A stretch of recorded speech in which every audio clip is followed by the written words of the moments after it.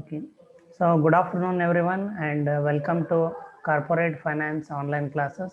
This is Dr. Mahesh M. Onjeri, Assistant Professor from Department of Management Studies, SDM College of Engineering and Technology, Dharwad. Okay, so dear students, I hope you had a good weekend and which will give you energy, okay, to go ahead for one more week. Okay. So in the previous week, we were learning the evaluation techniques. When I say evaluation, okay, evaluation techniques that are used to evaluate long-term investment projects. Okay, why long-term investment projects need to be evaluated? Because so that to enable a manager or a company to select that investment proposal which can maximize shareholders' wealth.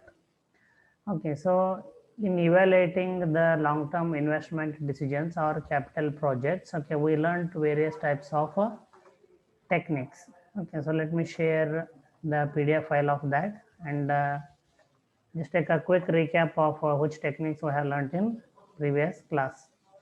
Students, I hope you can see the PDF file. Yes, sir. Yeah, so those evaluation techniques of capital budgeting. Yes, sir. Yes, thank you. So those evaluation techniques of capital budgeting were broadly classified into traditional and time adjusted techniques. So in traditional, we learned average rate of return and payback period. And also we modified the payback period by incorporating the element of time value of money, and we learned about the discounted payback period.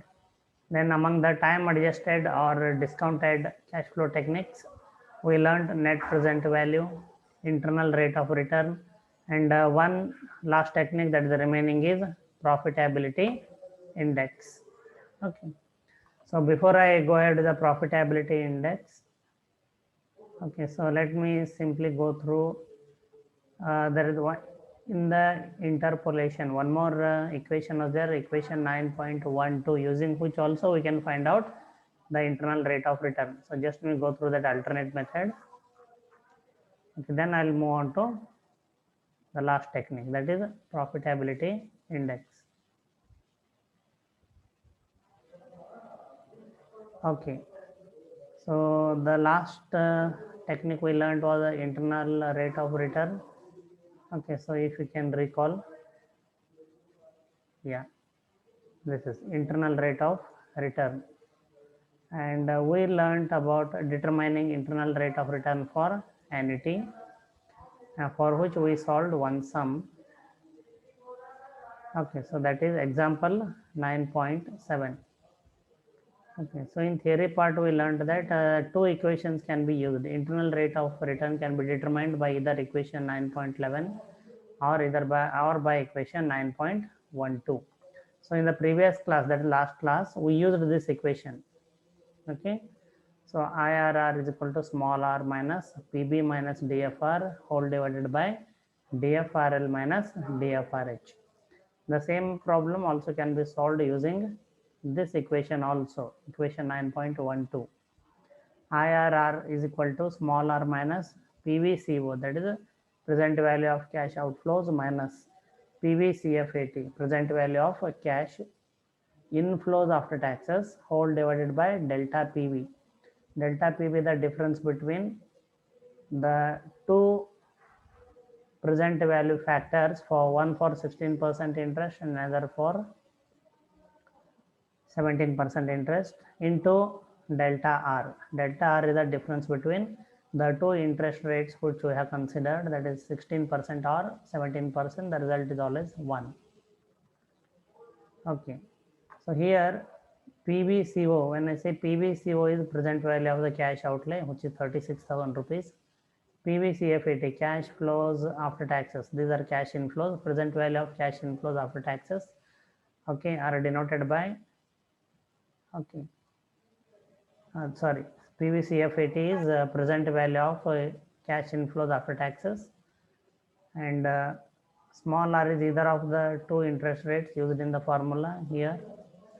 Then delta R is a difference in interest rates. Okay, so that is this 16% and 17%. And this delta PV, difference in calculated present values of inflows. Okay, so we have already solved it using the equation number 9.11, equation 9.11. Okay, now so the internal rate of return was 16.8%. Now let us solve the same sum by using equation 9.12. So as I just read out, equation for this method is IRR is equal to R minus PVCO. PVCO is 36,000 rupees, the investment, minus PVCF80, that is present value of cash inflows after taxes, whole divided by delta PV into delta R. Okay, so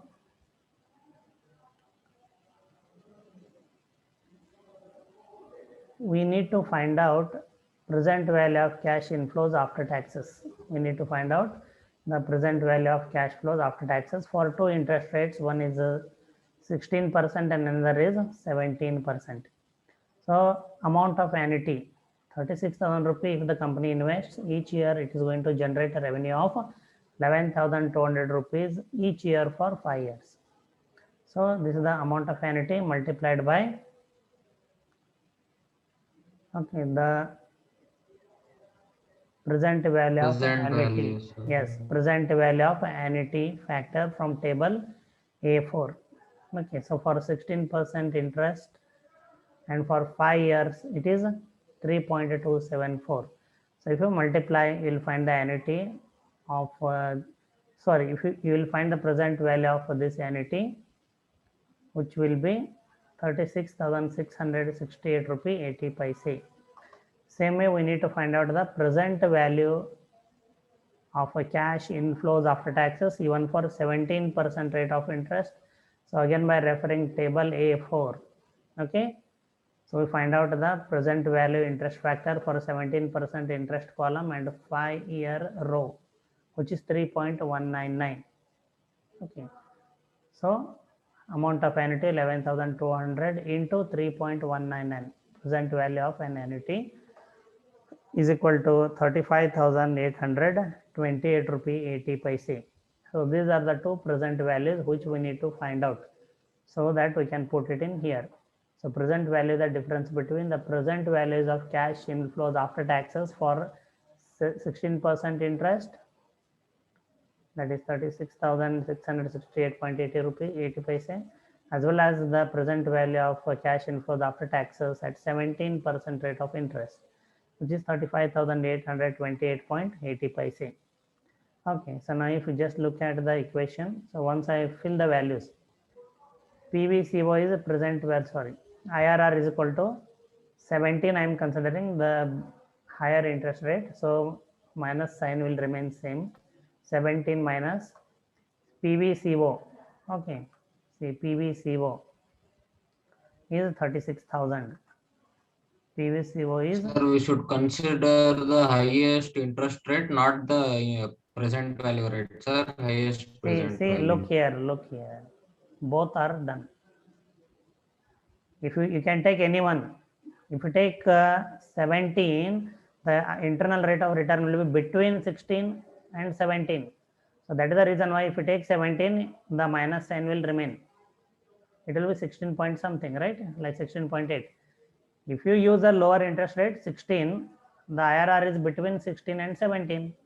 So you cannot use the minus sign here. It will be plus.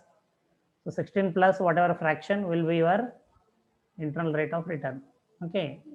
It is already explained in the previous class. Okay. But again, once again I have explained. So I hope you understood the point.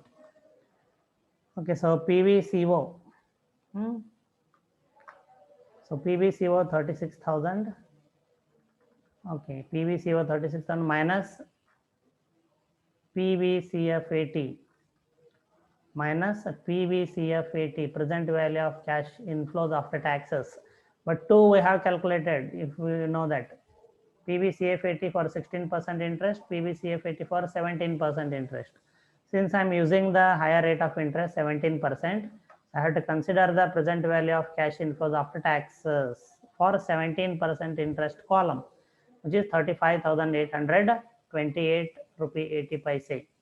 So I fill that value here, 35,828 rupee 80 paise, whole divided by delta PV. Okay, delta PV, the difference between these two, present value of CF80 at 16% and present value of CF80 at 17%. So simply I write them here, 36,668 rupee 80 paise minus 35,828 rupee 80 paise into 1 delta R.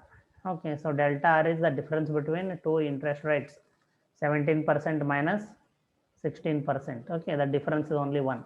It is always 1. So if you simplify this using a calculator, you will get the answer as 16.8. So if you do not put the percentage mark, dear students, you will lose 1 marks. Okay, so I will not be responsible. Okay, if you do not write the percentage mark. Okay, every answer I am talking, every answer denotes something.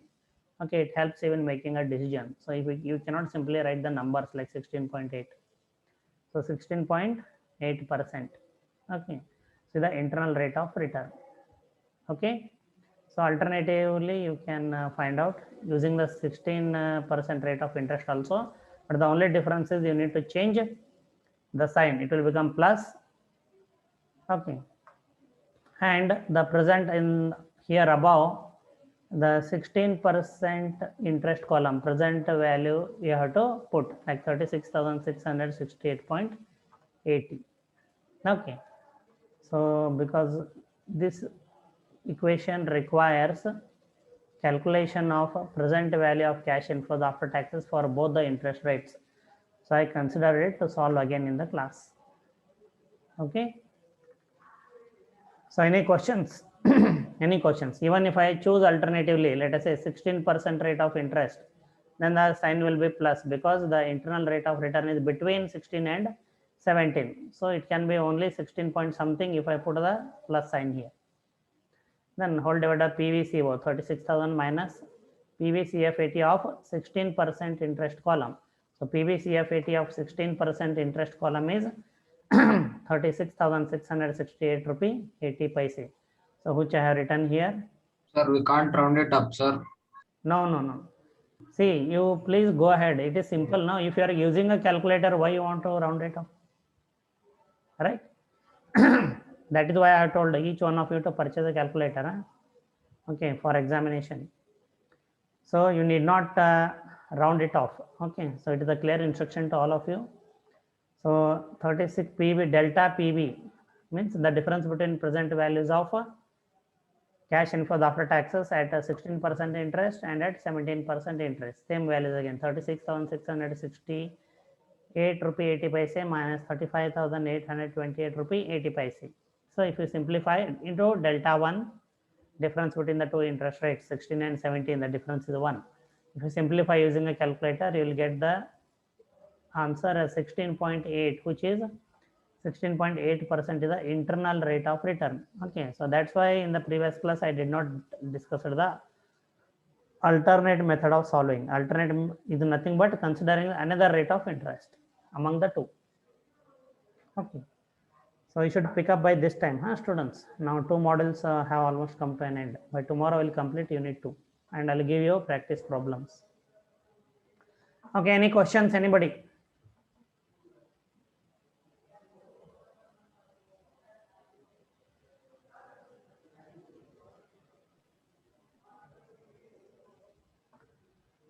You can speak up, do not hesitate.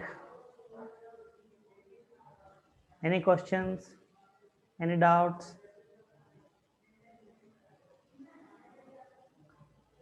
Yeah, you need to respond, I think. Otherwise, I will not know whether I am audible to you or not. No, sir. Oh, okay then. So let's. Sir, yes. a doubt in yesterday's problem, sir. Same problem we solved. Same Like problem. Friday's problem, sir.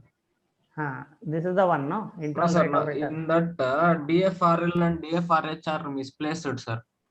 Can you just look at that? It doesn't make a difference. It doesn't make a difference. Huh? Okay. Okay, sir. Because there are two present values we are talking. See here 3.199 and 3.274, right? Yeah. sir. So they are not present, they are not, it is not about money, net cash outlay and cash inflow. Okay. So you need to understand that. So they are not about cash outflow or cash inflow, they are just values. So it doesn't make any difference. It is put in this way so that students should not get confused. If I put 3.199 first and then minus 3.274, what the students will say? So the difference is Minus minus. value will get. Okay. Yes, sir. So it is not valid here. Minus, so sign is minus values are not okay valid here. So it is okay anyway you can put. Even if you put 3.199, your answer can be need not be in minus. Okay. Okay, sir. Okay. Yeah, good observation. Okay, then so let's move on to the last technique. Okay, so let me quickly take you so that you don't miss track of what we are learning. So we are learning capital budgeting evaluation techniques. Okay, so we are learning capital budgeting. It is written here only. Capital budgeting evaluation techniques. So the last one remaining is the profitability index. Okay, so let's complete this one today.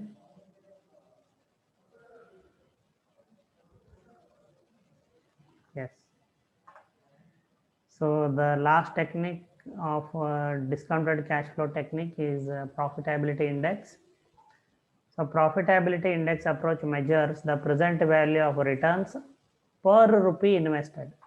Okay, simple. If I invest 1 rupee, okay, so what is the return I am going to get? That's it. If I say 0.9, for 1 rupee invested, I will receive 90 paise as my return. Okay, so I hope you understand. If the profitability index is 1.2, it means for every rupee I invest, every 1 rupee I invest, my return will be 1 rupee 20 paise. Okay, so this way, please remember. While the NPV, net present value, is based on difference between the present value and future cash inflows, between the present value of future cash inflows and the present value of cash outflows. So net present value is the difference between the total cash outflows minus net present value of total cash inflows. Okay, a major shortcoming or a disadvantage of using a net present value being an absolute measure, it is not reliable method to evaluate projects requiring different investments.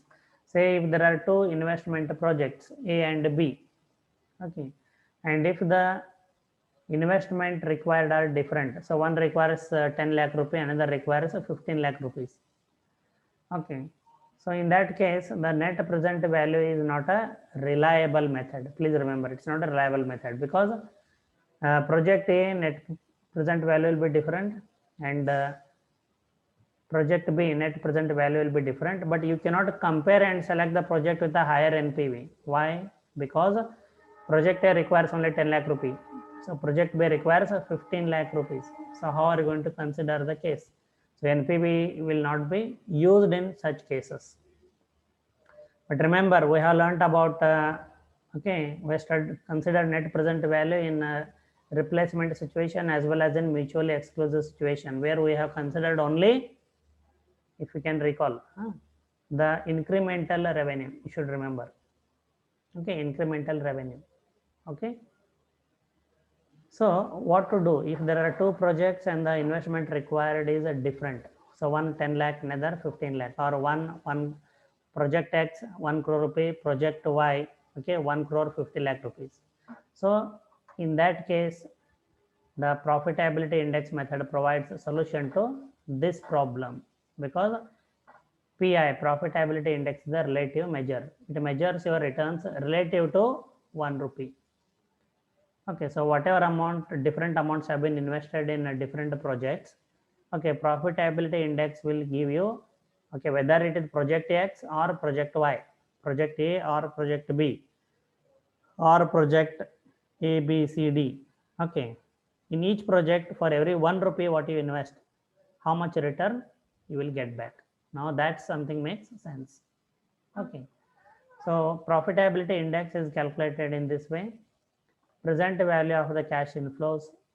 Okay, whole divided by present value of the cash outflows. That's it. Okay, so it's not much complicated, but you should remember the difference between net present value and profitability index. So see, in this case also the data from example 9.6 is considered here. Okay, so find out the profitability index for machine A and B. Okay, so if you can recall, the cost of the machine or the investment required in project machine A was 56,125 rupees, as well as for machine B it was 56,125 rupees, if you can recall.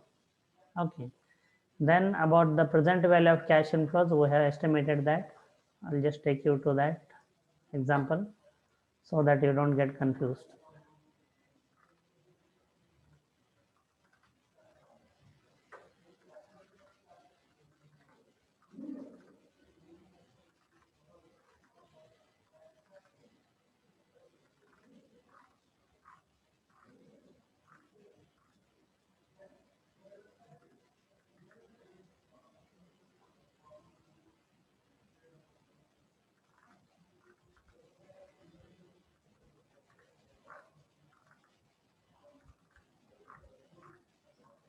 Yeah, here it is. Students, I hope you can see we have already calculated it in discounted cash flow technique. While calculating the net present value, we have estimated the net present value of cash inflows after taxes for machine A, which is 68,645, and for machine B it was 71,521.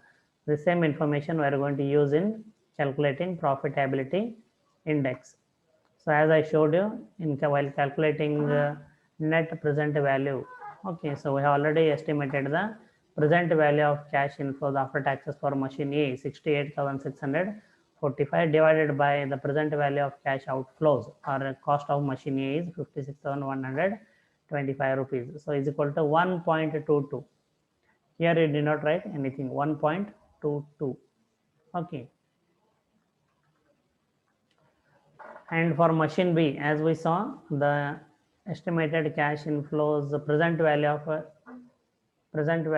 estimated cash inflows after taxes, okay, were 71,521 divided by present value of the cash outflow, which is nothing but cost of machine B, which is also 56,125. So is equal to 1.27. Okay. So what does it mean? If the company decides to invest in machine A or in project A, for every 1 rupee invested, okay, so they will earn a return of 1 rupee 22 paise. And for machine B, for every 1 rupee invested, the company will earn a return of 1 rupee 27 paise. Okay. So what is the general accept reject rule? Except to invest in the project if the profitability index is greater than 1, means it will generate some profits, so it will help maximize shareholders wealth. Reject the project if the profitability index is less than 1. Less than 1 means, okay, this project will not generate any profit or any returns, so hence shareholders wealth cannot be maximized. That is the reason why you should reject the project if its profitability index is less than 1. Okay, and again I will not ask this time, if you consider both the projects, project A and project B, or machine A and machine B, the company should invest in project A or it should purchase machine B as its profitability index is higher than project A or machine A. Okay, so any doubts here? So that's the end of evaluation techniques learning. Next what we'll have is some additional problems. Though we have solved a lot of problems, but we'll still need to go for some additional problems. Any questions?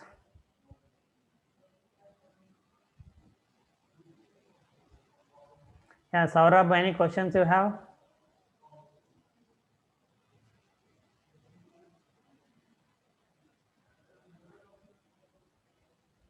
Saurabh, you don't want to speak?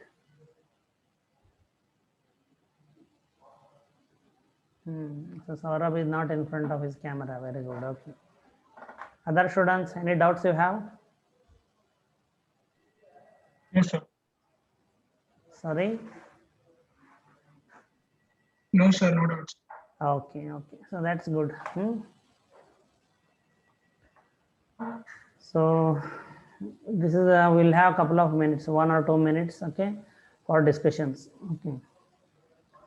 So preferably like this method of learning, teaching. Okay. So are able to follow reading materials shared in advance. Okay. And as per your request, problems and solutions are shared in advance. Then I solve the problem in the class. Okay. Each and every step explained at least twice. All right. Then I wait to ask or clarify your doubts if any. Okay, then I solve some additional problems. Okay, then I give practice problems. Yeah, any questions?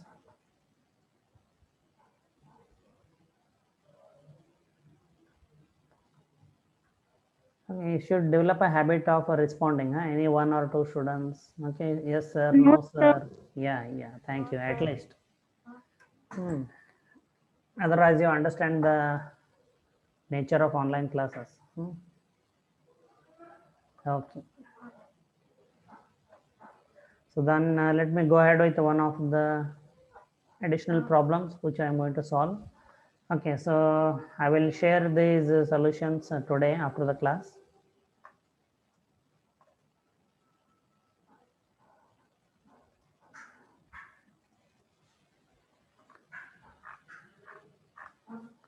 Okay.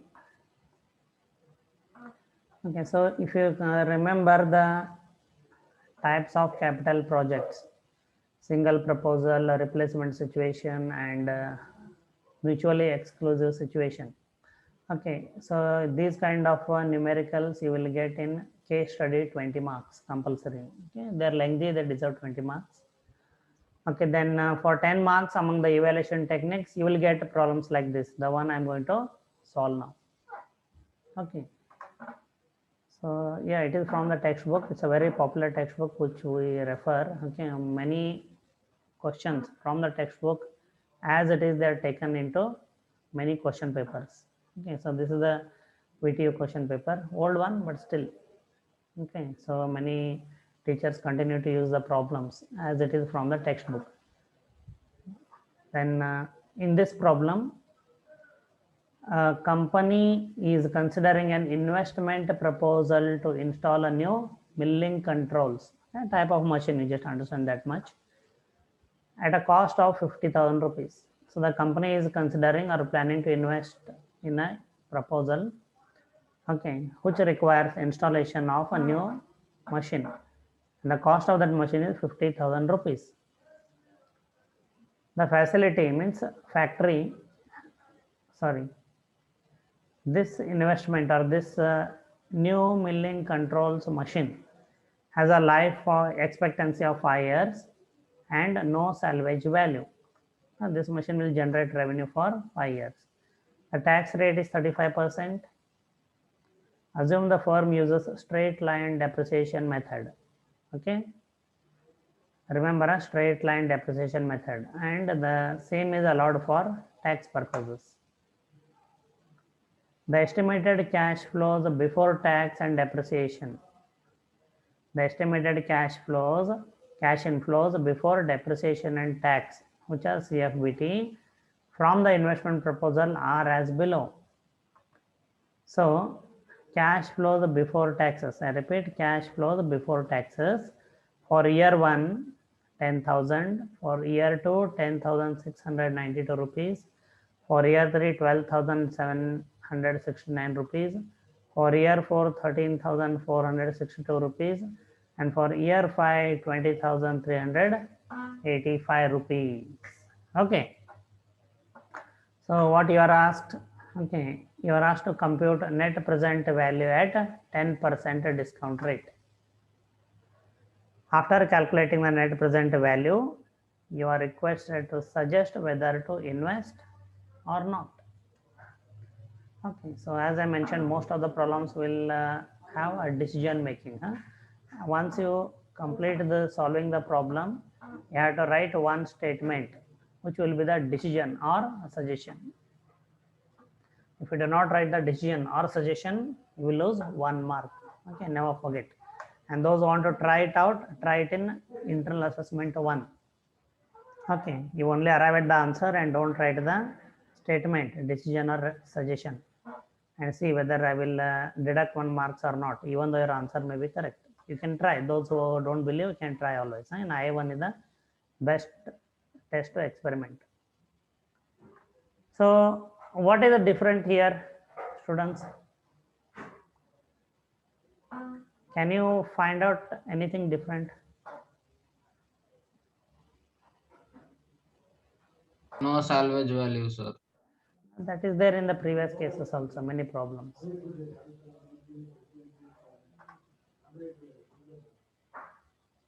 Depreciation method, sir. There is a different depreciation method. It is straight line depreciation. For example, if the machine cost is 50,000 and life of the machine is 5 years. Okay, so you need to find out the amount of depreciation for each year, which will be same. Say for example, if it is 10%, 10% of, sorry, if it is 20%, imagine 20%, each year 10,000 rupee depreciation. Year 1 10,000, year 2 10,000, year 3 10,000, year 4 10,000, and year 5 10,000. So we call it straight line depreciation. Okay, more important than that. Okay, this is also required, because if you use a different method of depreciation, your answer will be wrong. And same is allowed for tax purposes. The estimated cash flows before depreciation and tax into bracket CFBT from the investment proposal are as below. They say, I have told you right from day one, remember, a lot of short forms are used.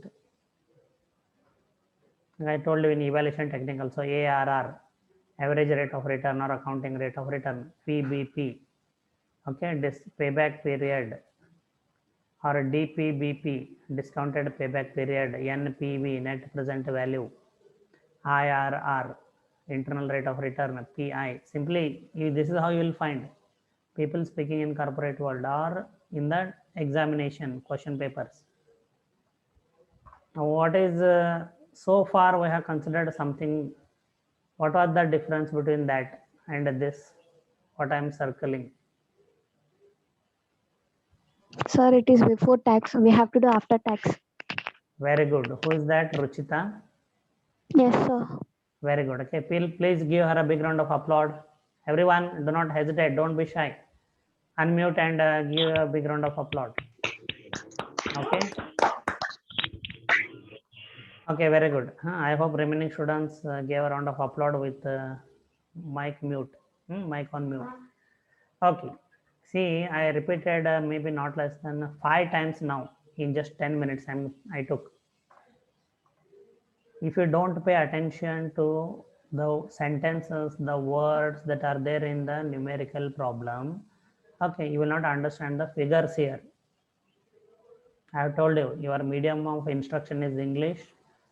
Examination will be held, all the evaluation assessment will be held in English.